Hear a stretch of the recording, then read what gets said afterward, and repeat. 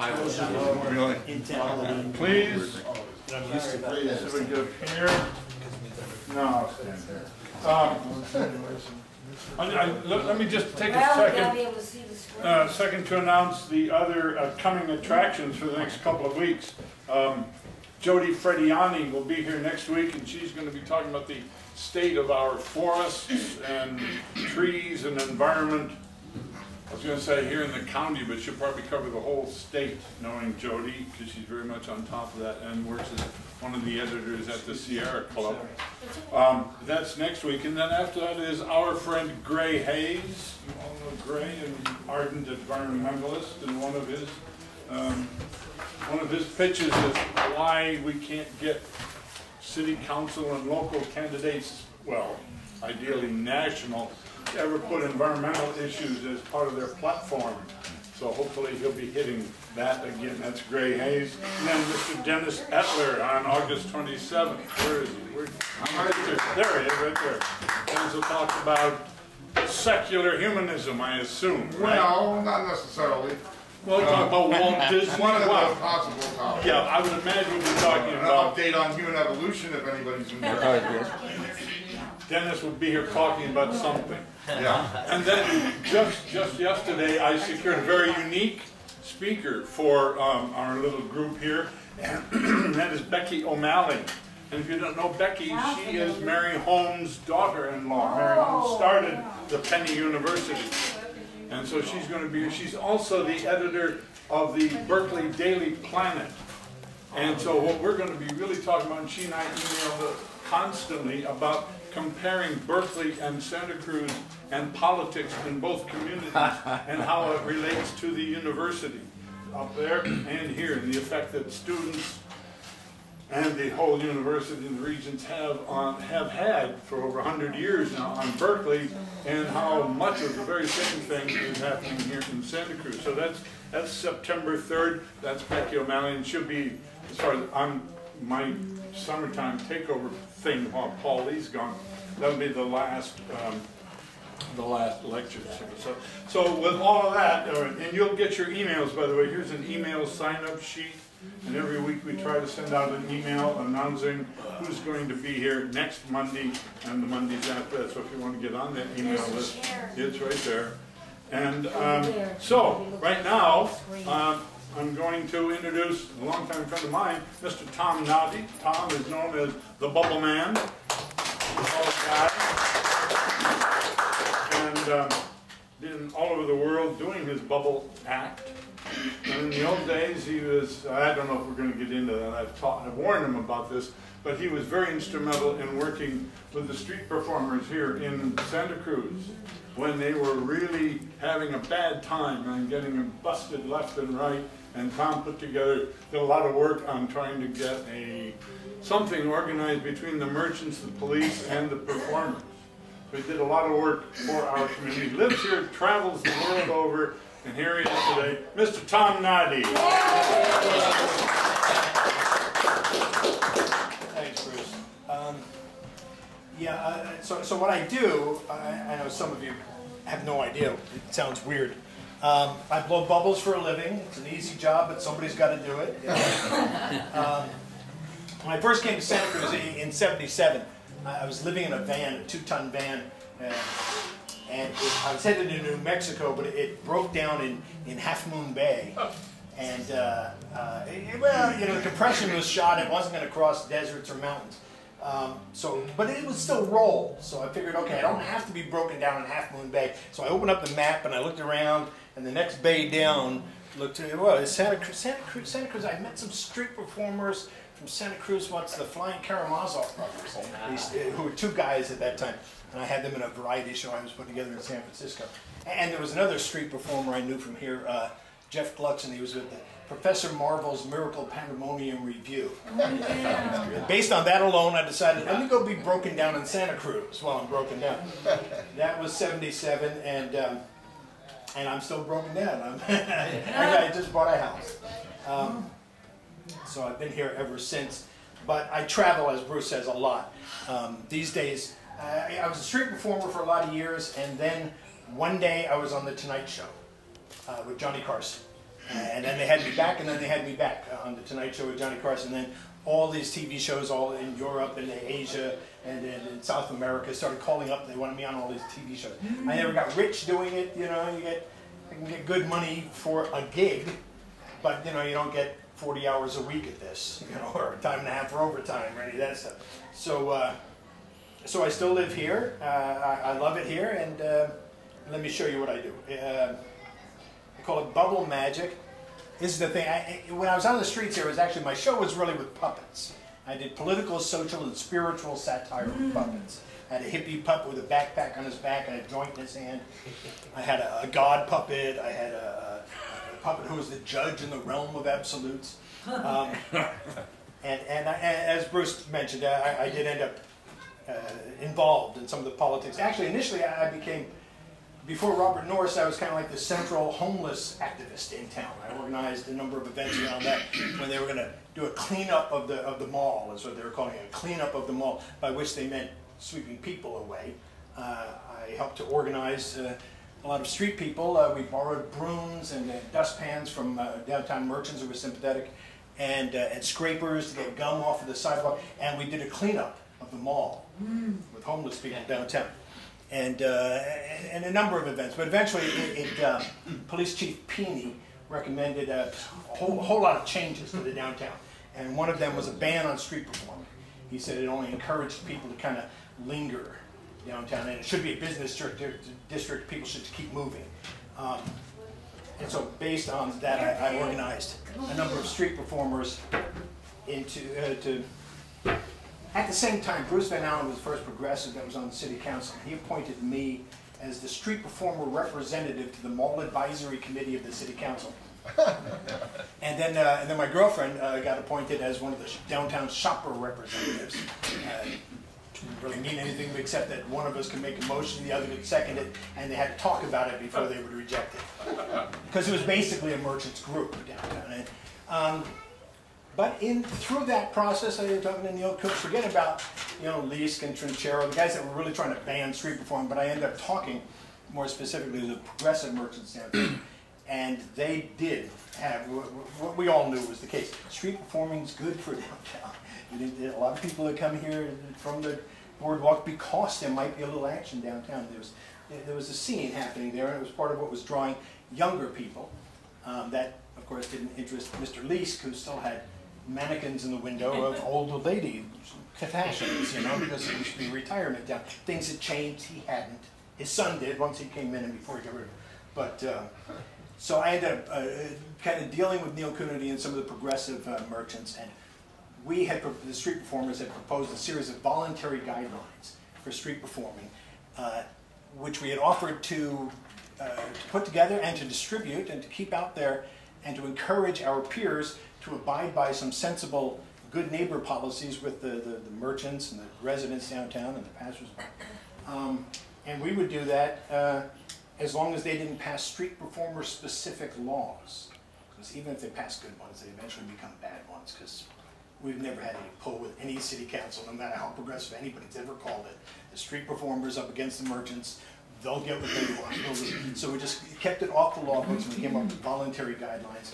And that actually passed through the Mall Advisory Committee, and then that very conservative city council at that time approved the voluntary guidelines as the way to deal with street performing in Santa Cruz, and subsequent city councils re-upped it. And so for 23 years we had no street performer specific laws in Santa Cruz. We had voluntary guidelines, which called for people to deal with each other as neighbors. If there was a problem, if there was a dispute, then let's pretend I have rights and that you do, and that yes, you have property rights, and they kind of stop at your property line and not out on the public sidewalk. But let's discuss it anyway, because I think you should have some say about whether the guy's going to play his same 6 songs over and over all day. You know? And so we worked things out for 23 years until Porter and Riley thought it was better to get kind of give the merchants everything that they want, and so they got that. They got a lot of laws, and no one understands them, and you know, as always, there's some problems. I blow bubbles. I'll show you the caterpillar bubble.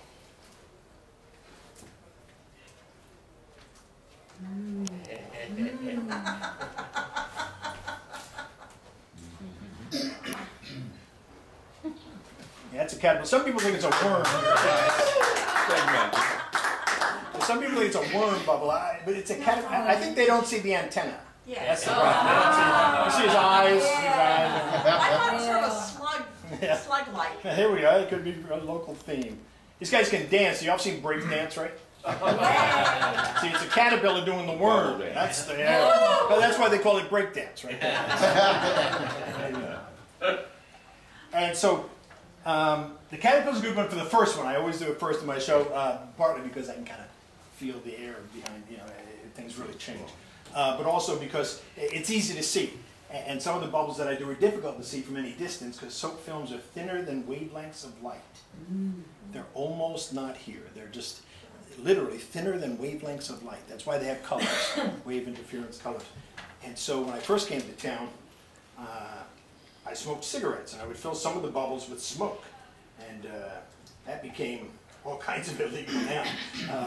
But the hippies were against smoking before anybody else, so I did work on it from early on, and eventually I found another method for making the bubbles more visible.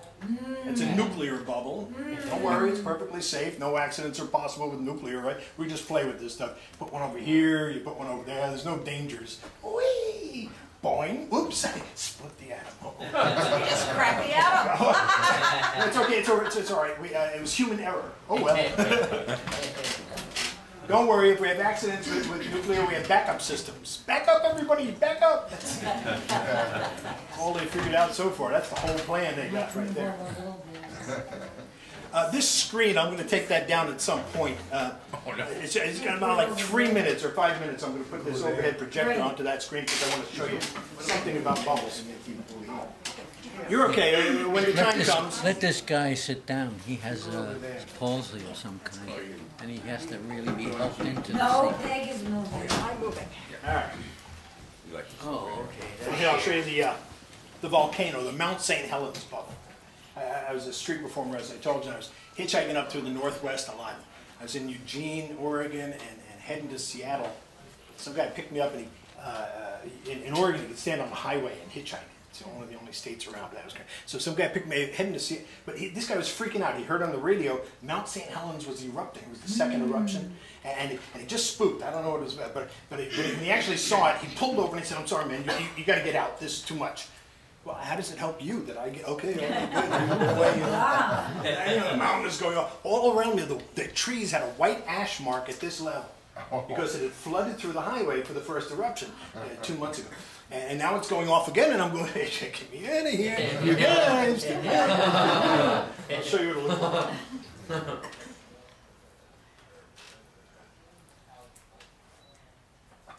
Okay, Mount St. Helens started with an earthquake. And there was an eruption.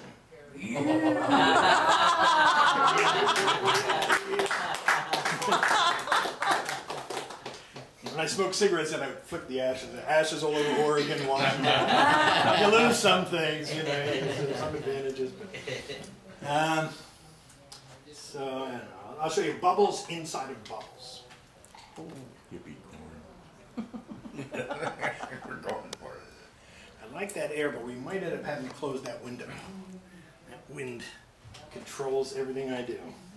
For a long time, as a street performer out of Pacific Avenue, a little bit of breeze, and I had nothing going with the bubbles. I had all about the bubbles. And I think it's going to be necessary, though. I'd have to kill it.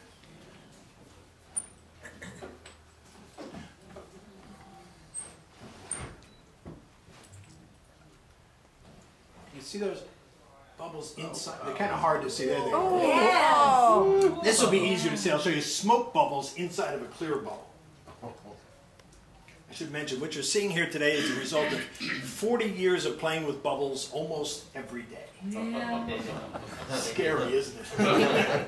Do people sing "I'm forever blowing bubbles" to you? All the time. And I used to not like it because it's kind of less and less now. But the only one that I ever liked it from was Tom Scribner. Because Tom would play it. Tom and one of his students, Vicky, would play a duet of "I'm on the saw," and I'd bubble in front of that. And Tom, he told me he remembered when that song came out. He was stationed in Hawaii. He was in the military. He was stationed in Hawaii. And when that song came out, so I liked it for that one. And now I like it because it's like really old people that remember that song now. What was Tom Lair's version? Tom Laird had a version of I'm Forever Blowing Bubbles? I didn't know. No, not Tom Laird. Oh, Tom Scribner, Tom Scribner. salt player. Oh, I listened to Tom Laird. Well, yeah, you can imagine him turning that music Yeah. into different lyrics. So, yeah, so I'll show you smoke bubbles inside of a clear bubble.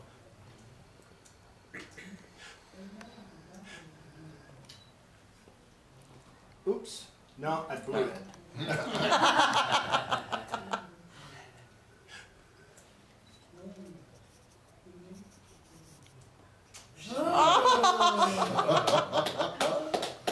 And Too bad foreign policy isn't that easy. I have a picture of a boy who's trying to get the really young. People say, kids that are destructive, they just break the butt. But there's the little ones. He was still trying, like you tried to soften the catch a little bit. Still gonna, and he's so hopeful. Actually, I did that coloring from the Obama poster from last time around, and put hope at the bottom of the boy's.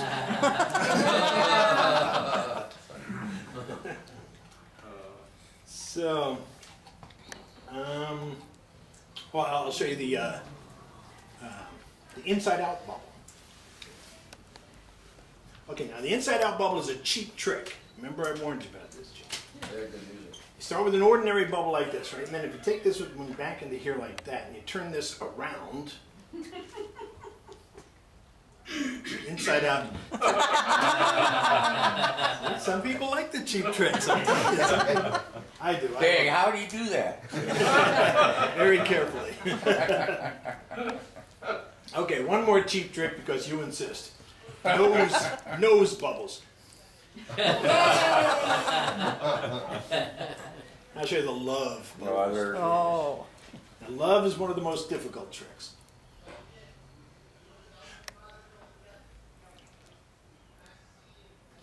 It's especially difficult if you're looking for real love. And real love is when two become one.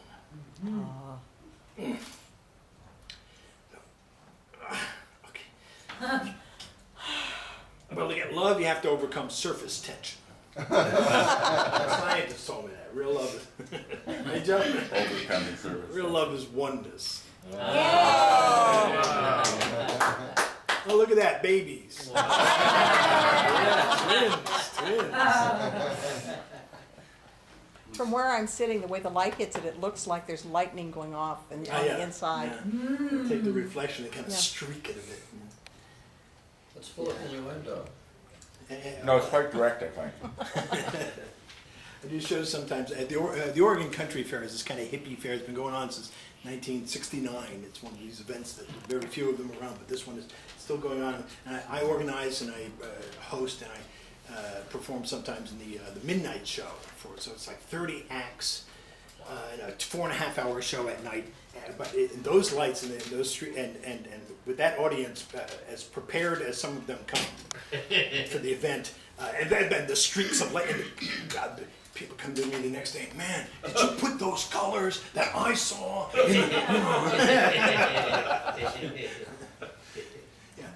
Your materials. Can you tell us what they are, or are they proprietary? And No. I had to, at some point, I met an old guy.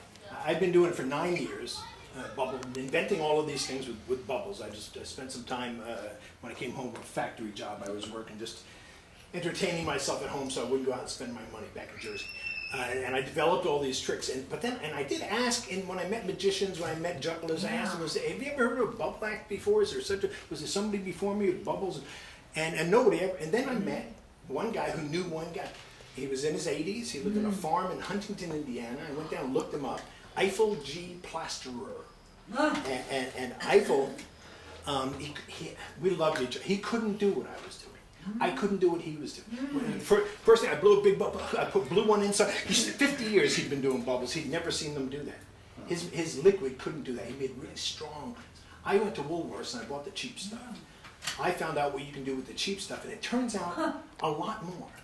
I think it's the reason nobody did this before me, because everybody that thought to do something with bubbles, usually scientists or magicians, thought to do something, bring them on stage or do something. Their very first thought was to make them stronger.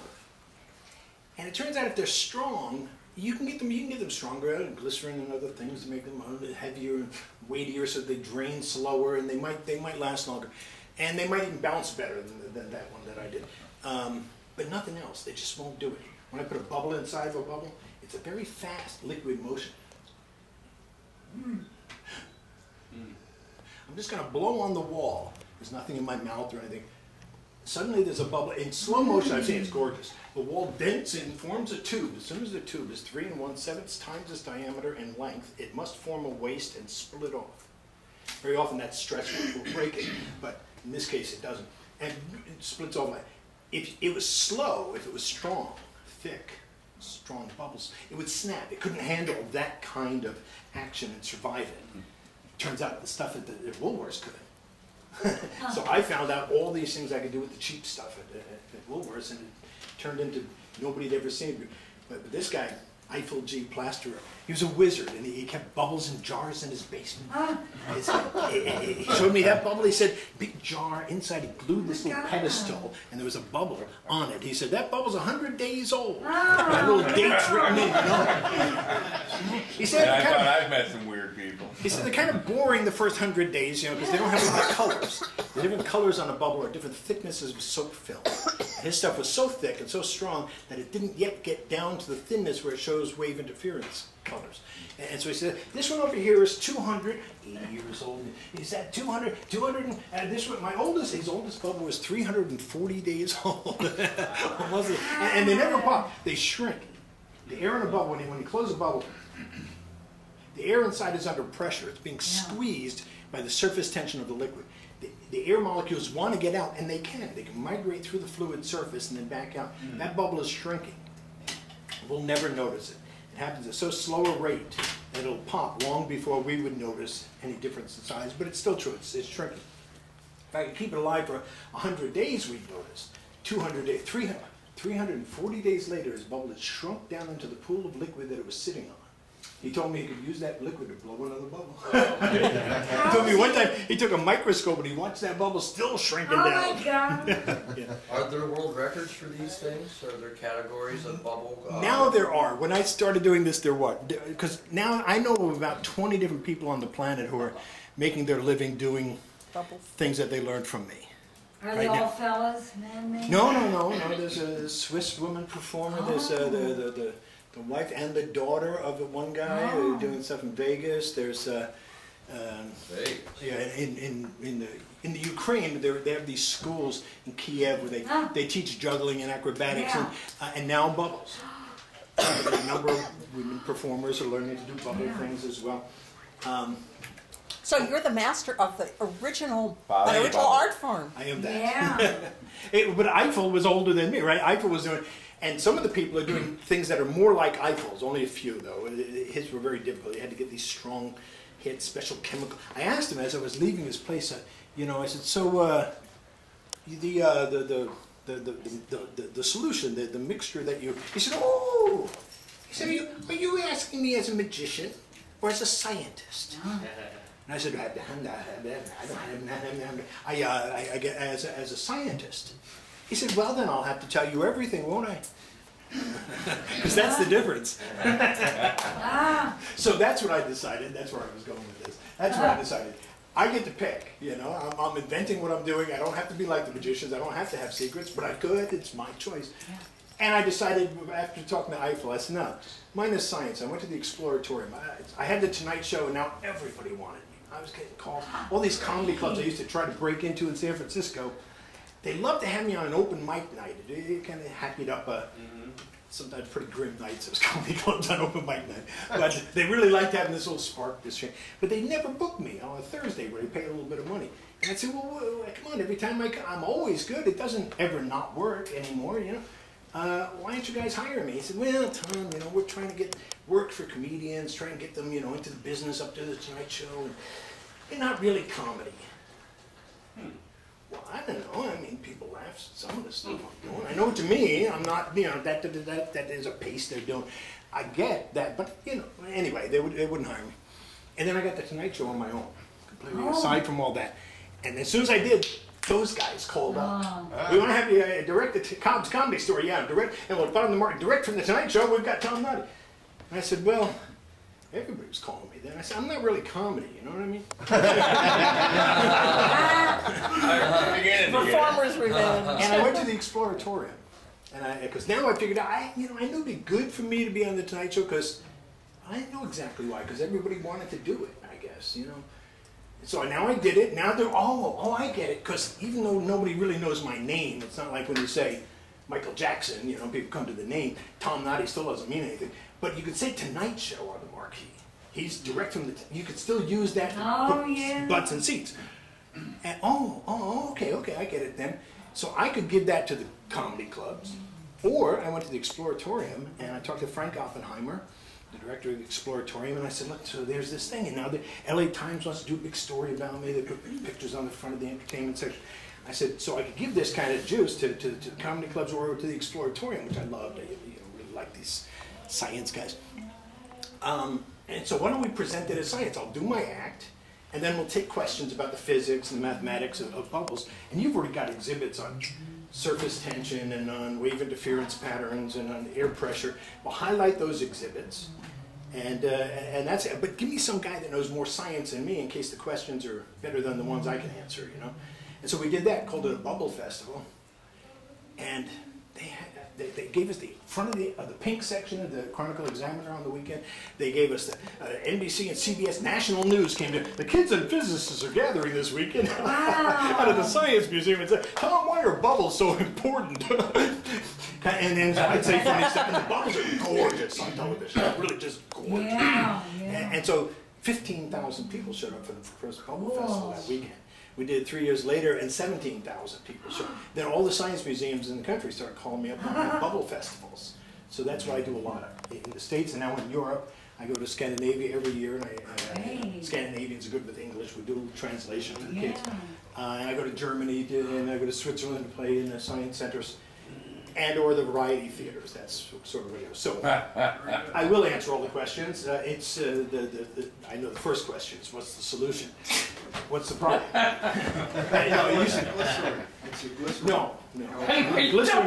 Glycerin actually, for mine, is useless. Why? Because it would make it slower and thicker, and the stuff that I wanted to do wouldn't work as well. Its purpose is really to slow down the drain. It's also a, what do they call it?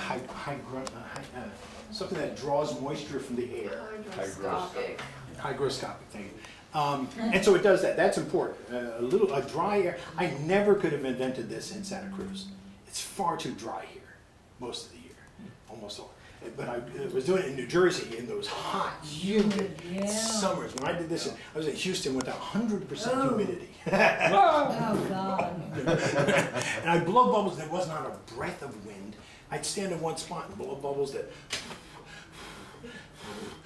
I'd blow with them and they would dent into the whole thing. It was just so nice and humid. People were miserable, but the bubble guy was still around. But it felt like I'd blow the bubble there, I could walk away, I'd come back later, it would still be right there, you know, when I left it. What were the tricks that Eiffel did with his glycerin that was different than what you did? And it wasn't just glycerin. He did, because you can't just dump a bunch of glycerin in, so he did chemical things to make it hold that glycerin. And well, he kept he had a good. So I got him to San Francisco when we did the Bubble Festival. I convinced Frank Oppenheimer and these guys. So you bring out the old guy, and with his assistant, which is his daughter. She was in her 60s, and he's got the Bubbles Concerto. And I've got Bubble Magic, and we'll present the two acts. I said, that's all the bubble acts there are on the whole planet. That's an international bubble festival. You got all of them, right? And it's a cheap one. It's a really cheap one. I told him, I'll do it for free. I just want to associate my name with the Exploratorium instead of these bars downtown. And I want the old guy to come because he couldn't show me his act when I visited his farm. He just took him hours to set up his equipment and stuff. Oh my! Just everything. But then I sat in the audience. He had this like handle, hollowed out handle with a bell and a rubber tube that came to his mouth. He dipped that into his fluid, bubbling, he called it. He had 9 different formulas when he did a demonstration.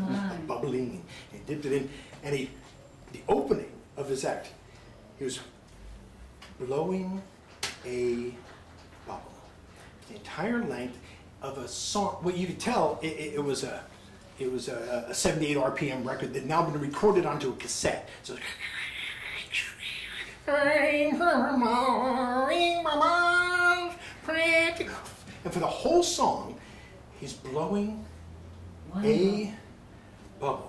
Oh my. And the kids are just going nuts. You know, kids can't handle that. Me too. I mean, I grew up with TV too. It's like, well, you know, 1, 2, 3, 4, 5, 5, 5, 5. You got to move. You got to do something. You know. But he's blowing and he's smiling at us and he's just doing for the whole song. And I'm like leaning up. Finally, I got the guy to San Francisco. I'm going to see his act, and it's just like blowing a bubble, you know. And okay, I had to, Tom, it's 1922.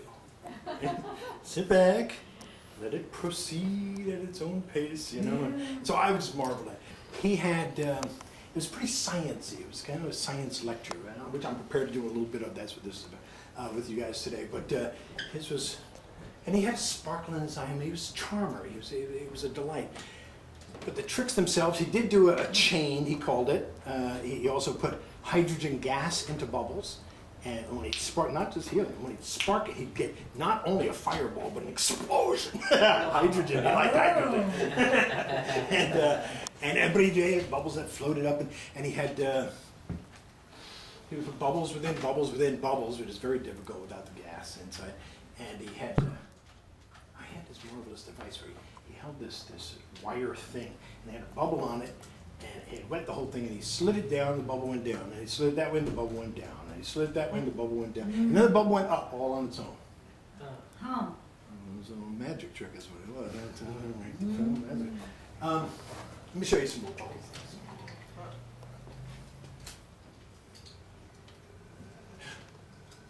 Galactica.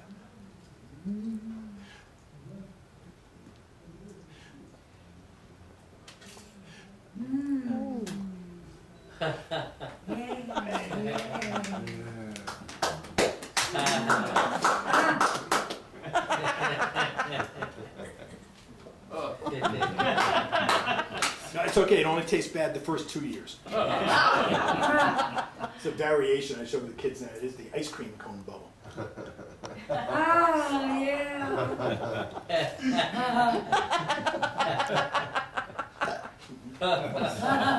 Tom, that's standard commercial stuff? This is. The stuff at Woolworths, that company went out of business soon after Woolworths did. That was the cheapest, most available. Now I go to Toys R Us. It's a little bit pricey. It's called Gazillion Bubbles. Oh, yeah. If you ever see the blue bottle instead of the green gold bottle, the blue is a bit better, but the green gold is okay. Well, why don't you get them to sponsor you to demonstrate the fun of their product? Well, they've already got somebody that does that. The guy that copied me, and then he started. I'm just the product. I'm just so bad at that. I've tried a few things, and Fanyang, it's called Fanyang, and he also called up Guinness Book of World Records. Immediately started doing all the same tricks of mine, and setting the world record for the longest caterpillar, which is 9. Yeah, that's why I opened with 10.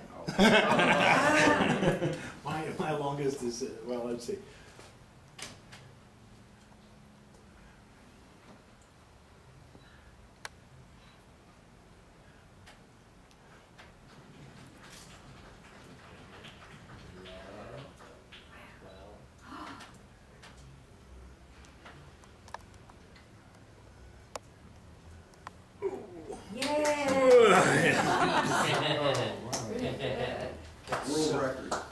So then, I was in town and I was doing some bubble tricks. I was still doing the puppets. And I saw in the good times there was a lecture on campus called a mathematics lecture called "Soap Film, Beer Bubbles, and Fluid Mechanics: Major Challenges in the History of Mathematics." Oh. Tony Trumba, Anthony Trumba at the math department up there, was going to do this lecture. So I went onto campus. I went to the math department. I said, "Where's Trumba's office?" And he was in there. And I told him, I saw the thing, and I do all this stuff with bubbles. And I showed him some stuff, and he said, "Okay, you'll do the lecture with me." It was his inaugural lecture. It was and so I did. I demonstrated that lecture, and in that I showed. I told a friend of mine who was a physics student at Kresge that I was going to do a bubble cube. And he thought about that. He said, "No, Tom, you don't understand physics." He said, bubbles are minimal surface structures. They always pull into the smallest, tightest, most economical form possible, which is a sphere. Therefore, he said a bubble cube would be impossible. He was studying physics, but he had an incomplete understanding of that science.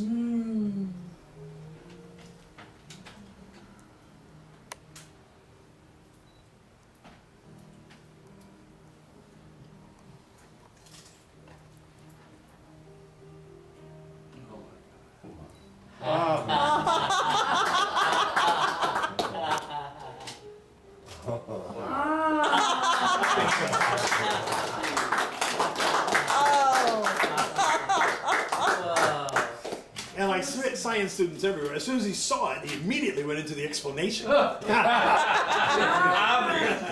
along. Yeah. Looks like an ice cube. Wow. But it's the artist that has the imagination. Back to a sphere. They do like that shape. It's the most economic shape in nature, a sphere. It uses the smallest surface area to contain a given volume. That's why all of the planets are spheres. And in fact, it's one of the definitions of why, when they were doing this thing about Pluto, Pluto is a sphere. It's big enough for that, but they made all kinds of criteria for being a planet. And one of them is it's got to be big enough to get round. If you're big enough, gravity will make it round. It will come toward the center, and the outside will become really round. And so all of the planets are spheres. Those kind of potato-shaped asteroids and stuff, they just don't have enough gravity to force the minima to the outside. But a single bubble in the air, it's always a sphere, the most economic shape in nature. All the suns are spheres. So, but, you know, if you think about it, most of the bubbles you've ever seen were not round. Because most of the bubbles you've ever seen were in suds. Right? The last time I did the dishes, I made millions of. If you look down in suds for a long time, you'll go crazy. I know, I've done it for years. There's madness down in there. But it's all angled. There's no sphere. In fact, that's where we are here. That's where we are. Yeah, they're fighting. No, is that Let's see. the bubbles are fighting, she says. I can't do the dishes. Bubbles. I've gone mad. In that apparent chaos, oh, where is it? In that apparent chaos that is the foam. If you look in there, so you'll see squares, you'll see triangles, you'll see rectangles, you'll see pentagons, heptagons, nonagons. In that apparent chaos, there is in fact an order. Come in and stand Watch this. over there. Stand Three bubbles. What are we? Over this way? Okay. Usually I have a big wall I can do this on. Look at that. Mercedes-Benz are a sponsor here. Yeah. You better So write three walls meeting exactly at three equal 120-degree angles. Exactly. It doesn't matter if one bubble is big or the other one is small. That changes the curve, but it doesn't change the angle right where they meet. It's 120. So, but that makes sense. Three bubbles, 120, 120, 120, 360. So with three, you would expect that. And with four, a lot of people expect to see a cross or an X or something, 90, 90, 90, 90. Okay, oh no. Okay, wait here, I'll try and fix it. I'll pull this over there. Oh no. Over there. No, it's still. Okay, wait, I'll pull it. Oh no. Can I see it there? Yeah. Oh. It's still making this kind of tilted H. It's got two places. Where do I want to be? Up or down? With pimples. It has two places where it joins at 120-degree angles, where three walls join at 120. Okay, but maybe I'm still placing them carefully. I'll just go random here.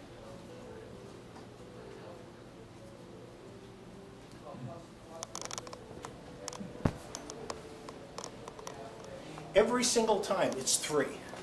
There's never been any other arrangement. Oh, yeah. Bubbles always join three walls along an edge, always at three equal 120-degree angles, and all the suds there have ever been. 65 million years ago, when those dinosaurs were frothing at the mouth watching the comets come down. The bubbles in that froth were joined 3 walls along an edge, 3 equal 120-degree angles. And all the suds that you've ever seen, that's what's going on. And that apparent chaos is an exact and perfect and repeating order that nature always chooses. It's the minimum. They have a thing in mathematics they refer to as the motorway problem. They'll show you 3 points and say, okay, that's 3 cities. And you want to connect them either with a motorway or the way first time I heard it was a telephone lines. So people in all 3 cities. But you want to use the minimum amount of material. So you could make a triangle, but that's a waste of material. You didn't need that last line at all. When you had the V, they could already talk to each other. So you're trying to minimize, that's your idea. So with a V, maybe that's the most minimal you could be. Or is there a better one? And it turns out, if the 3 come to the center, and depart that center at 3 equal 120-degree angles,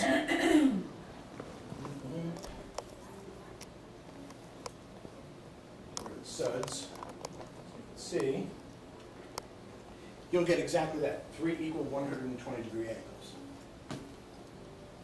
And that's true with 3, it's true with 5. I've seen maps of the United States wherein it was actually 2 plexiglass plates with pegs indicating Chicago and Boston and New York and Minneapolis and the whole country.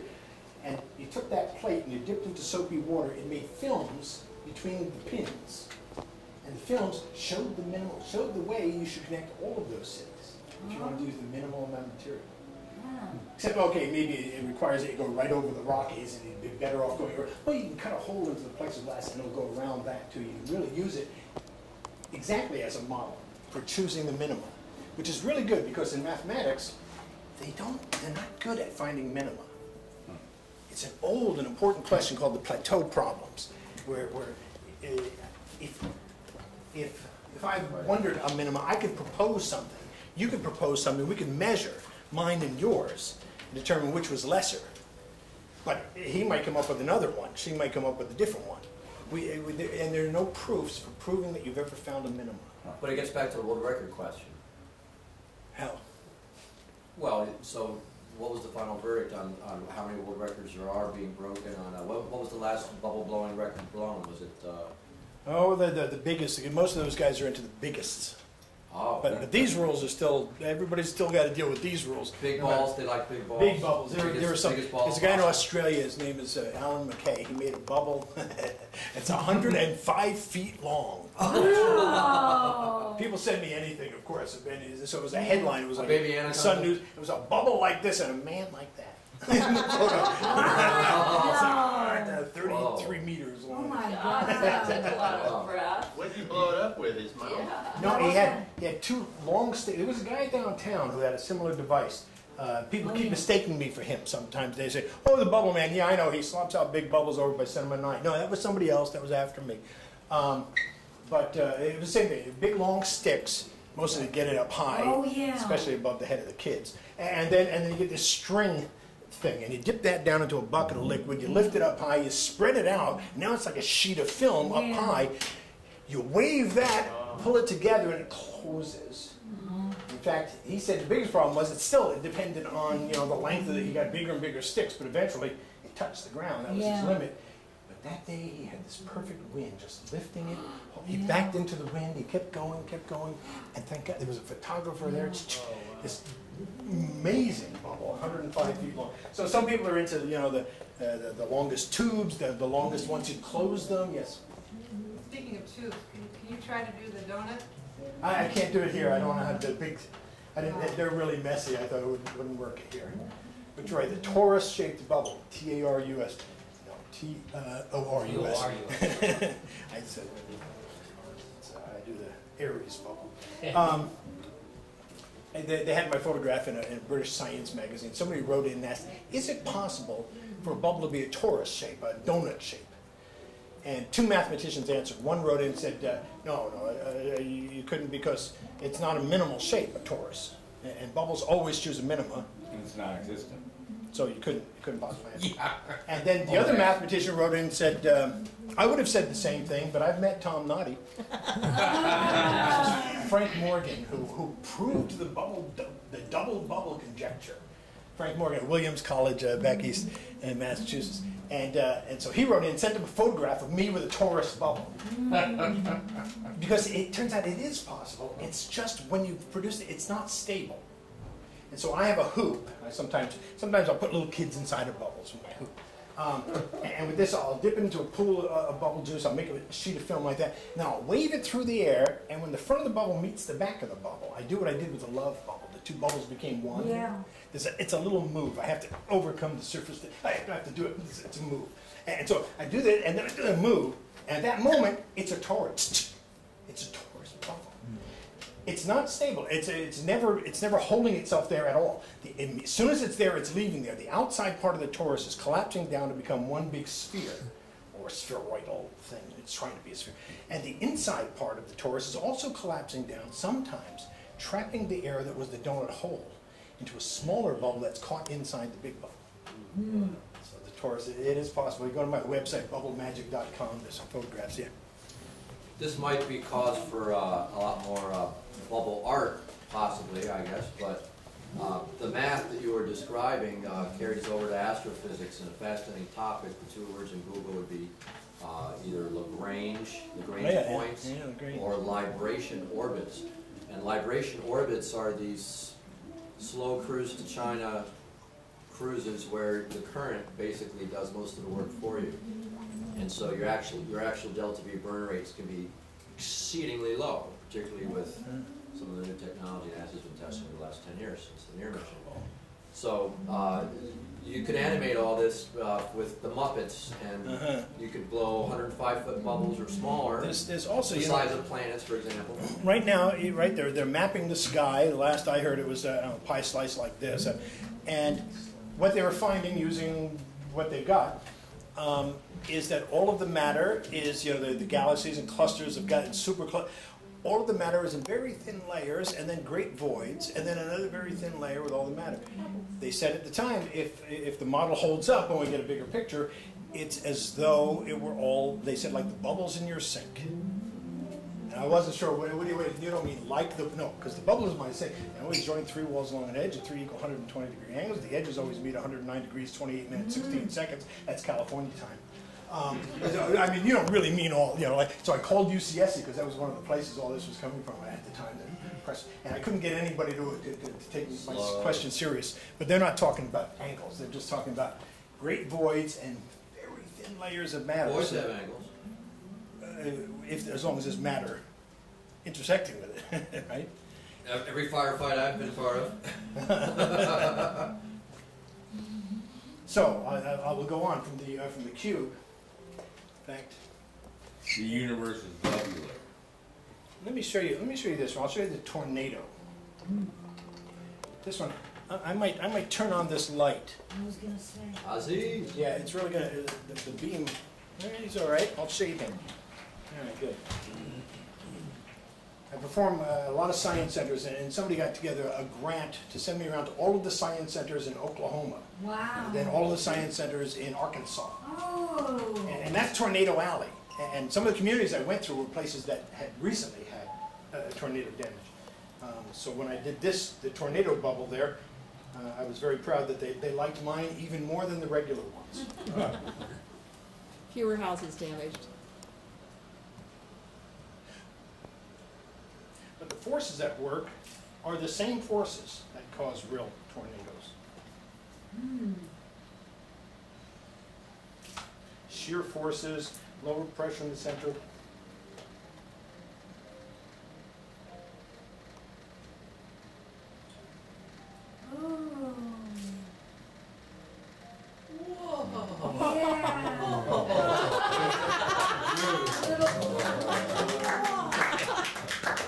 I don't think we're in Kansas anymore. Right? That same corkscrew thing, it's inverted. Ultra. Oh, yeah. That's also a proof of quantum mechanics at a macro scale, but that's another seminar. Okay, I'm coming to that one.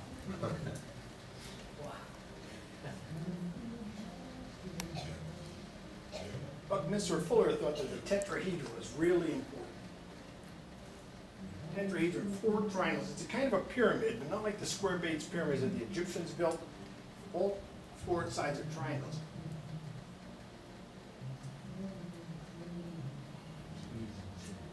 Ooh.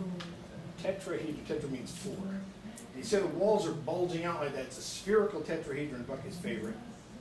Oh. Now it's a triangular prism. 2 triangles, 3 rectangles, like Newton used. Now it's a cube. Now it's a pentagonal prism, or bubble house. Whoa. People who live in bubble houses shouldn't. Yeah. I think I've sold a few of those.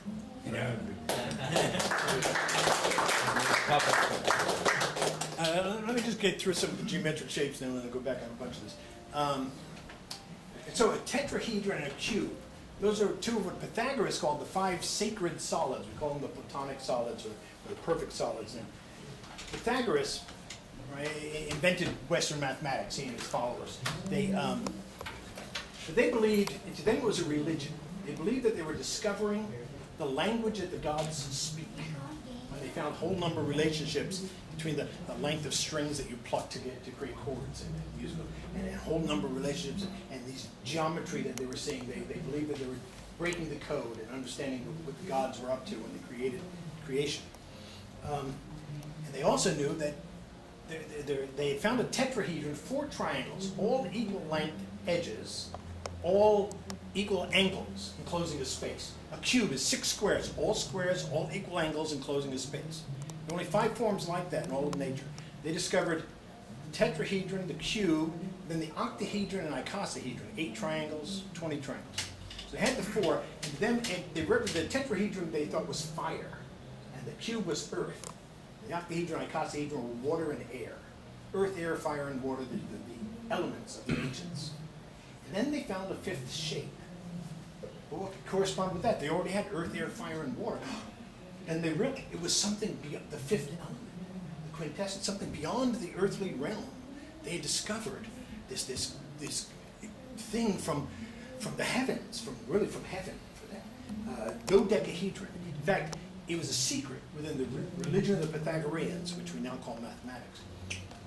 To show this form to someone outside the cult would have been regarded as a sin. One guy was said to have died because he revealed. So I'll show you the dodecahedron, 12 pentagons. Don't tell the Pythagoreans that I showed you.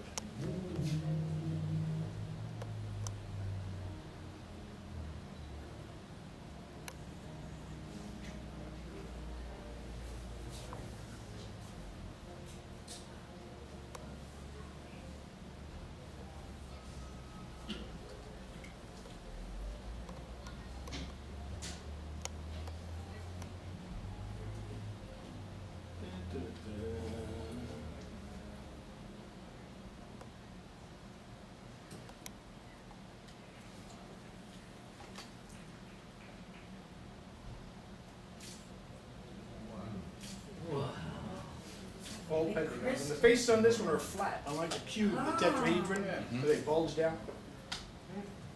Looks almost concave.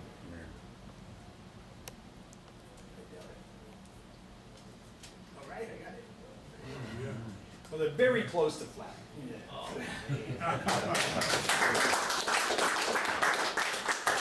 Because the angles required for a regular pentagonal dodecahedron are very close to the angles that bubbles always use. Bubbles always join 3 walls along an edge, always 3 equal 120-degree angles. The edges, which are the lines, when you look into the suds, you see walls and you see the lines. Those are the lines are the edges where 3 walls meet at 120 degrees. Those lines meet each other, always 4. Always at 109 degrees, 28 minutes, 16 seconds. Odd number, but it's what nature chooses. It's the minima. It's the 3-dimensional minimum. Bubbles have no choice. That's the thing. Everything in nature is trying to minimize. A tree, when it's growing, you have the trunk, and then you have a branch coming off, and then you have the trunk continuing on. So it's 1, 2, 3. It's a 3-way junction. The branch, when it branches, it makes a 3-way junction. The branches makes a 3-way junction. The veins in the leaves make 3-way junctions. No other arrangement. The roots of the tree always make 3s. It's always a 3-way junction where they split. Rivers, when they split, you'll never see a crossing of a river. It's always a 3-way junction. It's the minimum. The tree, it's trying to get nutrients and water from its underground to the topmost leaf. And the quickest path, like we showed with the motorway problem, is this three-way. In fact, the ideal would have been 120-degree angles, but trees are life. They're complex. They're doing lots of other things. They're also trying to maximize to get sunlight with the leaves. They're growing around the rock, and they're complicated. Bubbles are not. They're trying to minimize, and they're doing it ideally. They're doing it not only with three-way junctions, but always at 120-degree angles. If they're in any other situation, they're fluid. I don't often think of that. It's a geometric shape, but when we think of fluids, we think of amorphous, things that take the shape of its container. But these are geometric shapes that are fluid. If they're in a position that is not the ideal, they'll just keep moving until they find the ideal, and they won't stabilize until they get there. Before I did this, let me see. So here's this amorphous, fluid-looking shape, whatever. But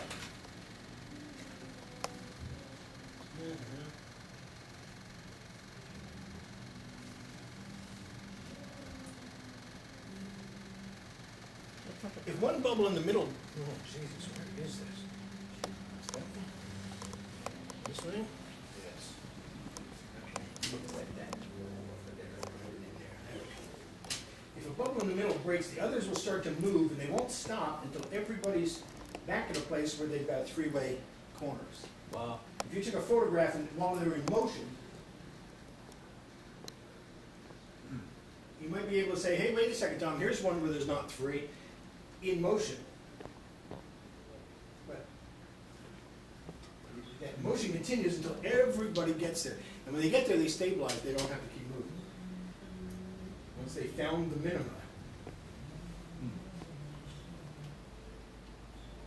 And again, they're fluid, so they will always choose the ideal. They have no choice.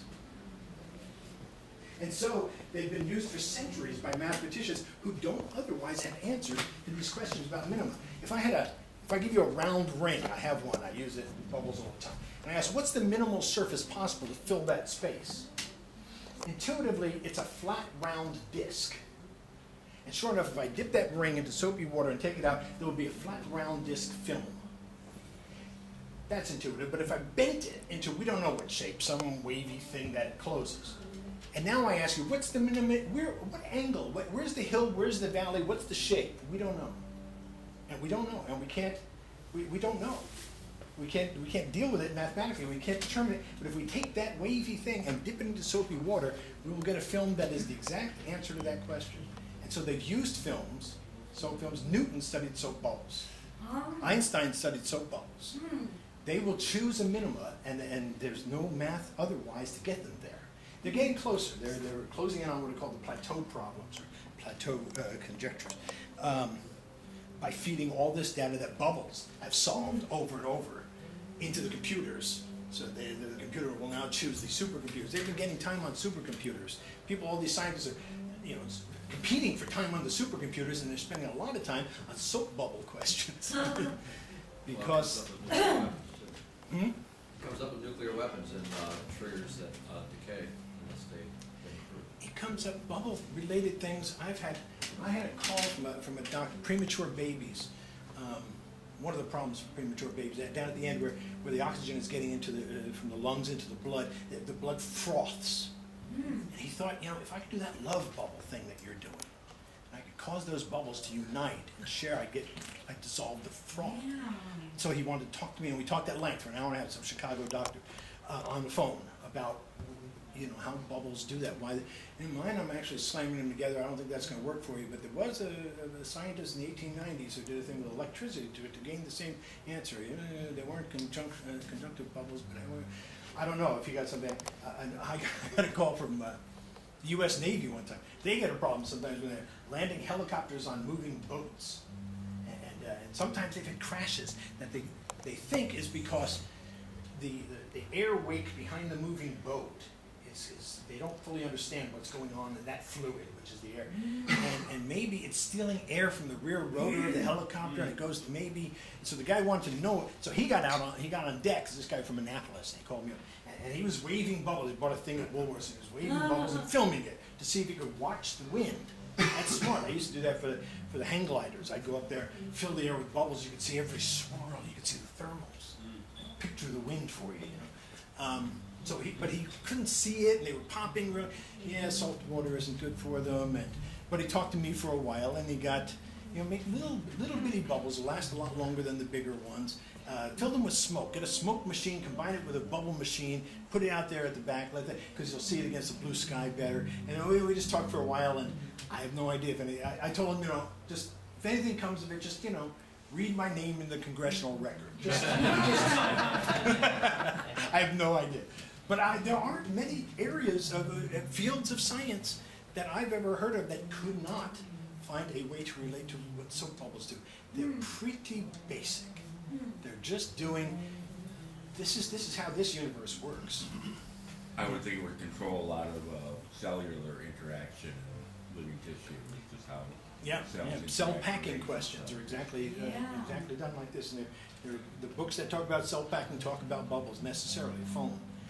And Lord Kelvin scale of temperature, thermodynamics, Kelvin.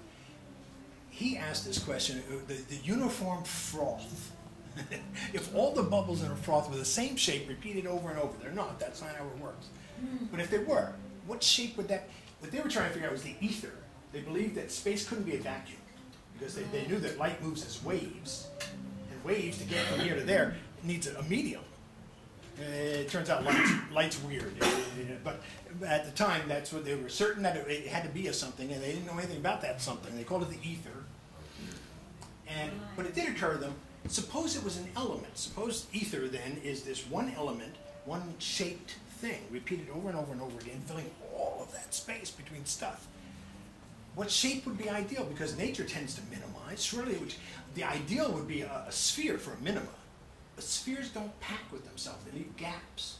Then the light would be jig-jagging its way here. It wouldn't be going as it appeared at that time. It would be going pretty straight. And so, okay, so it's not spheres, even though that would be the ideal. So it would be something that stacks with itself, like cubes do, you know, filling all the space. But cubes are really inefficient shapes. They use a lot of surface area. So surely nature wouldn't use something as inefficient as a cube to fill all that space. But what shape is the minimum? What shape could stack with itself, or maybe it's a compound, maybe it's a couple of different shapes.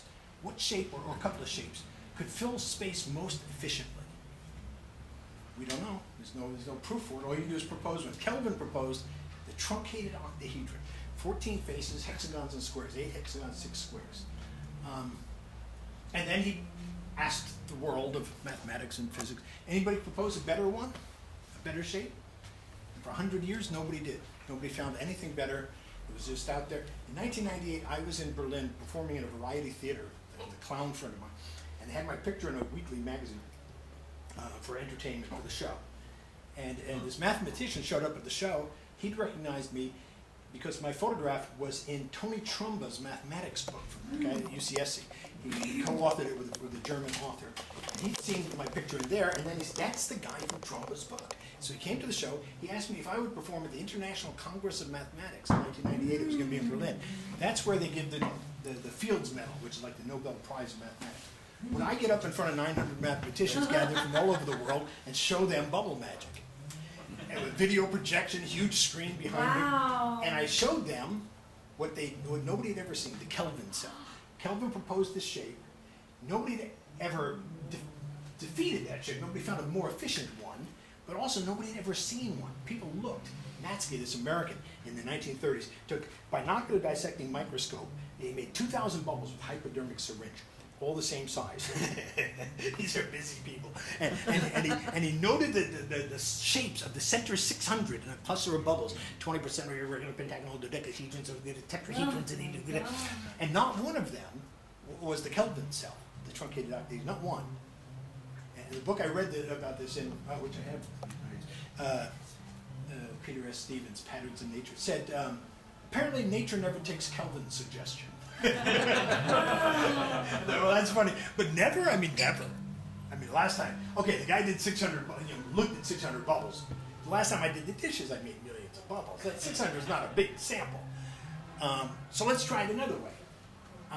If I can make that shape, the truncated octahedron, then than nature does. In all that sea foam, in all that white bread, in all the bubbles that there are in nature, and all the spit of those baseball players alone, there's a lot of bubbles out there. You know?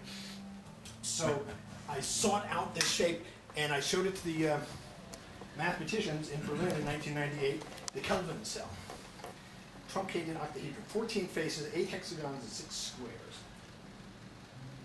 Just tilt, yeah, that's better.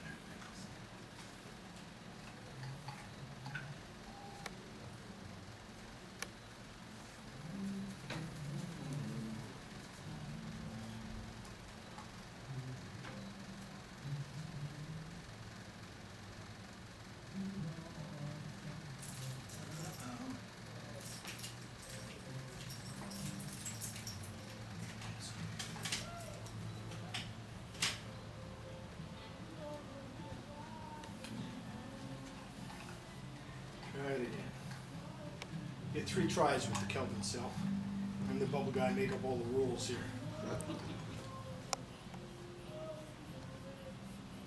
How do you pronounce the definition again? He's Can't blowing. talk while you're blowing. Definition of what? Truncated, Octi.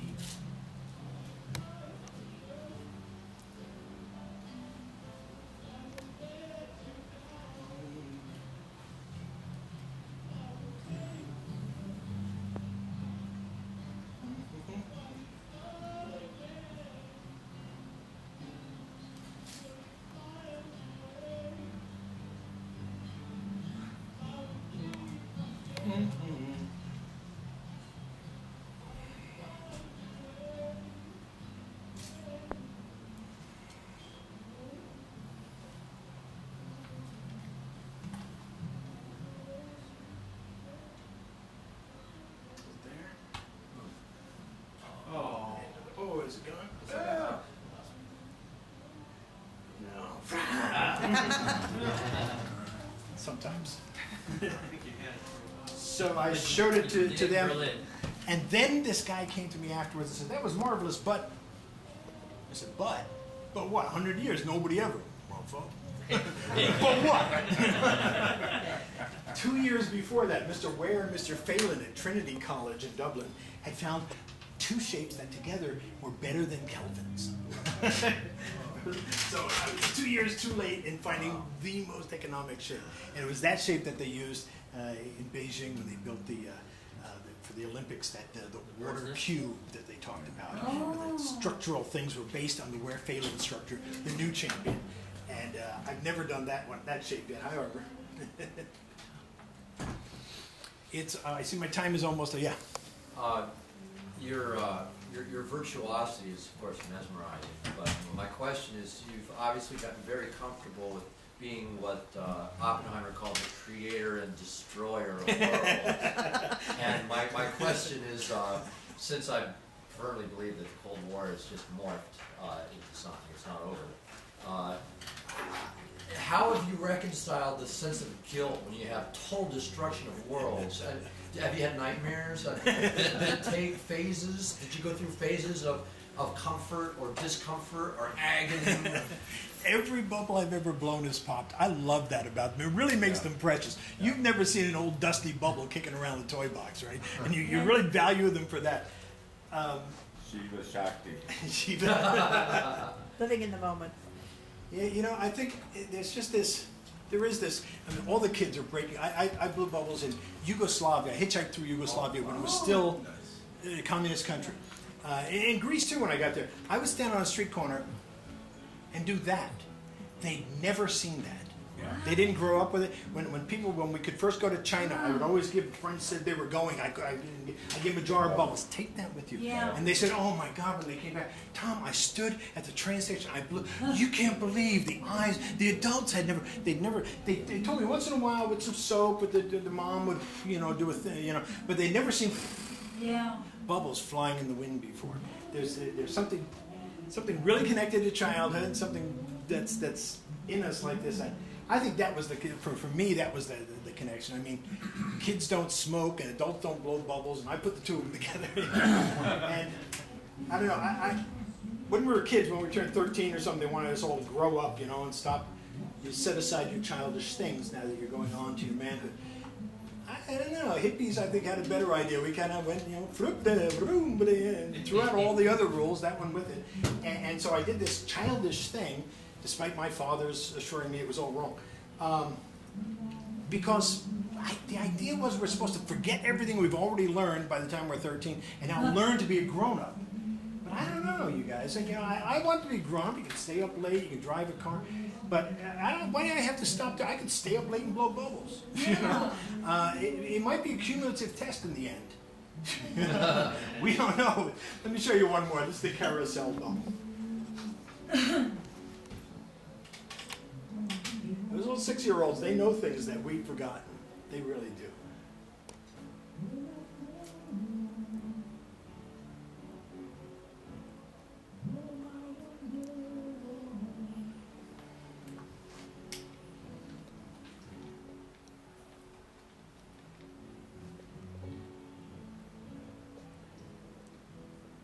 Well, I'm going to smoke. Let it sit too long.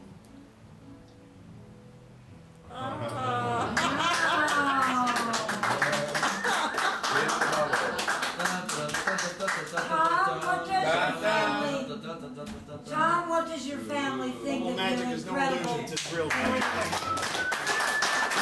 Tom, one more question.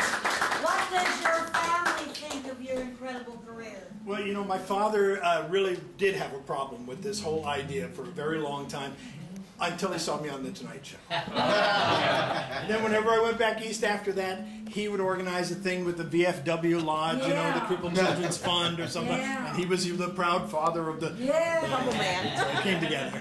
Really? Thank you. Thank you.